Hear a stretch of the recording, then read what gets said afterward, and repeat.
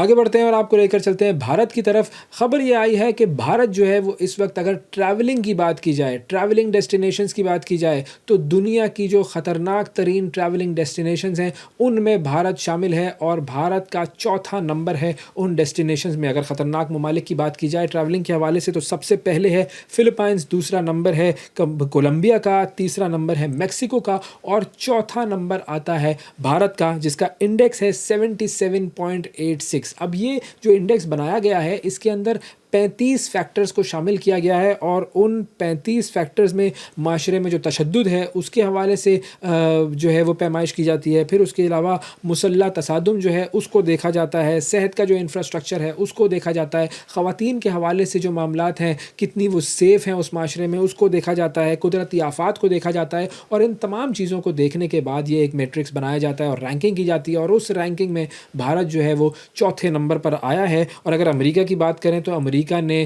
भारत को exercise increased caution यानी level 2 की कैटेगरी में रखा है। और जो लोग अमेरिका से भारत जाते हैं उनको कहा जाता है कि वो आप जो है वो अपने आप को बहुत ज़्यादा सेफ़ रखने की कोशिश करें, और ख़ास तौर पर मकबूजा कश्मीर के हवाले से। फिर अगर यूरोपीय ममालिक की बात की जाए, कनाडा की बात की जाए, ऑस्ट्रेलिया की बात की जाए, तो वहाँ से भी जब लोग भारत जाते हैं तो उनको ख़ास तौर पर एडवाइज़री दी जाती है कि आप लोग अपने आप को सेफ़ रखें। और ख़ास तौर पर ख़वातीन के हवाले से दिल्ली में जिस तरीके से ख़वातीन के और टूरिस्ट्स के रेप हुए हैं उसके हवाले से ख़वातीन को भी ख़ास तौर पर ख़बरदार किया जाता है कि अगर आप भारत ट्रैवल कर रहे हैं तो आपको अपने आप को बहुत ज़्यादा सेफ़ रखना है। तो ये है जी मोदी के भारत की हकीकत।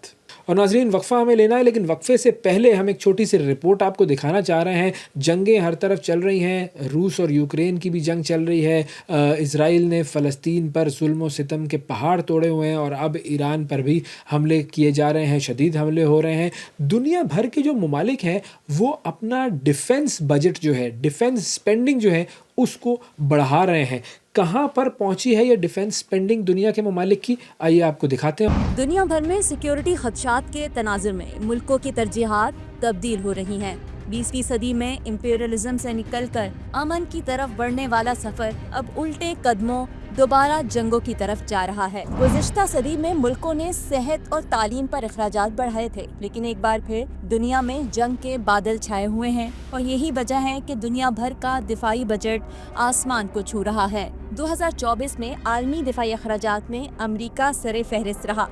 अमेरिका ने 997 बिलियन डॉलर के साथ सबसे बड़ा दिफाई बजट मुख्तस किया, जो दुनिया के मजमूई दिफाई अखराजात का 37% बनता है। चीन ने 305 बिलियन डॉलर जबकि रूस ने 80 बिलियन डॉलर दिफा पर खर्च किए। भारत ने 75 बिलियन डॉलर, सऊदी अरब ने 68 बिलियन और बरतानिया ने 80 बिलियन डॉलर के दिफाई अखराजात किए। यूरोपीय ममालिक में जर्मनी का बजट 67.8 बिलियन डॉलर रहा, जबकि फ्रांस ने 61.3 बिलियन डॉलर खर्च किए।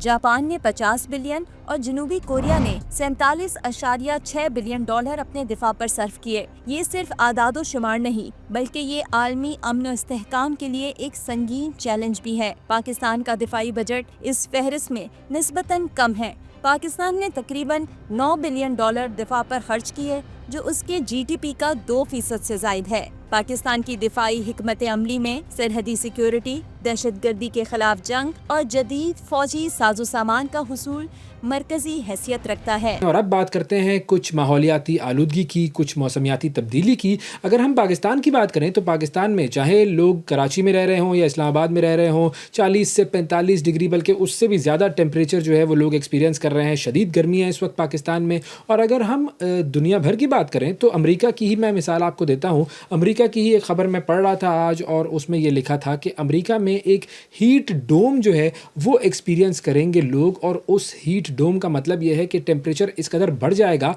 कि वहाँ पर जो है वो ट्रिपल डिजिट्स में पहुँच जाएगा टेम्परेचर। तो शदीद गर्मी सारी दुनिया में बढ़ रही है। हसन अब्बास साहब हमारे साथ मौजूद हैं, एनवायरमेंटलिस्ट हैं, और उनसे हम ज़रा इस मामले पर जानकारी हासिल करते हैं। अस्सलाम वालेकुम हसन साहब।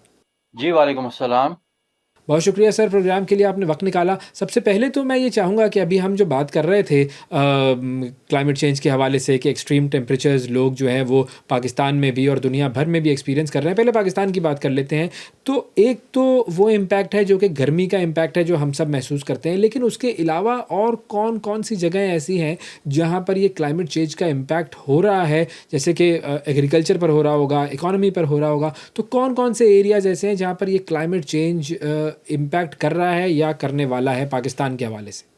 जी देखिए, क्लाइमेट चेंज जो है वो तो बेसिकली जो ज़्यादा हीट आपके सिस्टम में आ रही है वो ट्रांसलेट हो रही है क्लाइमेट चेंज के सिलसिले में।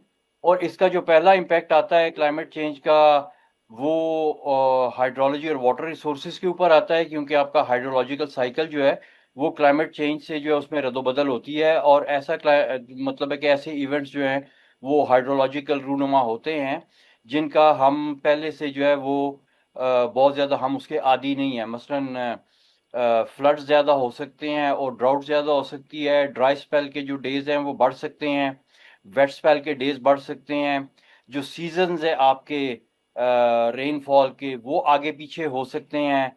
मसलन हमने इस दफ़ा देखा कि सर्दियों में बारिशें बहुत कम हुई, लेकिन फिर एंड ऑफ द विंटर हमने काफ़ी बारिशें देखी। फिर अभी जो एक मानसून का है वो हम एक्सपेक्ट कर रहे हैं कि इस दफ़ा थोड़ा-सा ज़्यादा होगा। तो ये इस किस्म के इम्पैक्ट्स हैं जो कि हाइड्रोलॉजिकल साइकिल से। दूसरा जो है वो ऑब्वियसली हीट है। तो हीट का जो इम्पैक्ट है वो ये है कि एक तो ये हीट वेव्स आती हैं, लोगों को गर्मी लगती है और उससे जो है वो हीट स्ट्रोक और इस तरह की जो है वो प्रॉब्लम्स होती हैं। तीसरा इसका इम्पैक्ट जो है वो हमारी फूड प्रोडक्शन के ऊपर है, क्योंकि अगर हीट ज़्यादा हो जाए तो कुछ ऐसे फल हैं, कुछ ऐसी मतलब है कि हम जो अनाज उगाते हैं उसकी पनीरी हो सकता है या उसके बीज जो हैं वो ठीक टाइम पे जर्मिनेट ना करें या इनफ जर्मिनेशन ना हो, या उनके फल पकने के टाइम के ऊपर ठीक टेम्परेचर ना हो, तो वो फल का जो है वो उसकी जो है वो जो क्वांटिटी रिक्वायर्ड है या एक्सपेक्टेड है उससे कम या ज़्यादा हो जाएँ। तो ये इस किस्म के इम्पैक्ट्स हैं जो आपके एग्रीकल्चर सेक्टर को, आपके हाइड्रोलॉजिकल सेक्टर को और आपके हेल्थ सेक्टर को इम्पैक्ट करती हैं। तो मेनली हमारे जो क्लाइमेट के चैलेंजेज़ हैं वो यही हैं। तो जो वाटर स्कैर्सिटी है, वो कितना बड़ा इश्यू बन चुका है पाकिस्तान के लिए? ख़ास तौर पर जब हम ये देखते हैं कि भारत ने सिंध-तास मुआहिदा जो है वो मुअत्तल कर दिया और अभी भी भारत की हठधर्मी बरकरार है। तो उसकी वजह से भी और वैसे भी पाकिस्तान में वाटर स्कैर्सिटी जो है वो कितना ज़्यादा असरअंदाज़ हो रही है? क्योंकि बहुत सारी ख़बरें ये भी आ रही हैं कि पंजाब में जो क्रॉप्स हैं, उन पर बहुत ज़्यादा असर हो रहा है, एग्रीकल्चर पर बहुत ज़्यादा असर हो रहा है। देखिए ये जो वाटर स्कैर्सिटी के नाम के ऊपर लोगों को डराया जा रहा है, ये दुरुस्त नहीं है। हमारे यहाँ वाटर स्कैर्सिटी बिल्कुल भी नहीं है। हमारे पास बहुत ज़्यादा पानी है और इंडस रिवर सिस्टम जिसके बीच में हमारी तकरीबन 90% आबादी रहती है, वहाँ पे तो बिल्कुल भी वाटर स्कैर्सिटी नहीं है। हाँ, स्कैर्सिटी है तो वाटर मैनेजमेंट की है और वाटर एजुकेशन की है even at the highest level. हमारे पास वाटर के एक्सपर्ट्स नहीं हैं, सीधी-सी बात है। हमें पता ही नहीं कि हमारे पास कितने पानी के रिसोर्सेज़ हैं, हमें पता ही नहीं है कि उन रिसोर्सेज़ को इस्तेमाल कैसे करना है। हमारे यहाँ हर जो टेक्निकल मसला है पानी से रिलेटेड वो सिविल इंजीनियर्स को दे दिया जाता है और सिविल इंजीनियर अपनी तालीम और तरबियत के हिसाब से सिवाय कंक्रीट पोर करने के उसका कोई और हल निकाल नहीं सकते। ये काम है हाइड्रोलॉजिस्ट का, हाइड्रोजियोलॉजिस्ट का, वाटर एक्सपर्ट्स का, एनवायरमेंटलिस्ट का और जो आपके हैं प्लानर्स होते हैं उनका काम है। जो आपकी म्युनिसिपल प्लानिंग है, आपकी एग्रीकल्चर प्लानिंग है, ये लोग हैं जिनका काम है कि ये इस चीज़ के ऊपर अपने जो है वो प्रोजेक्ट्स बनाएँ।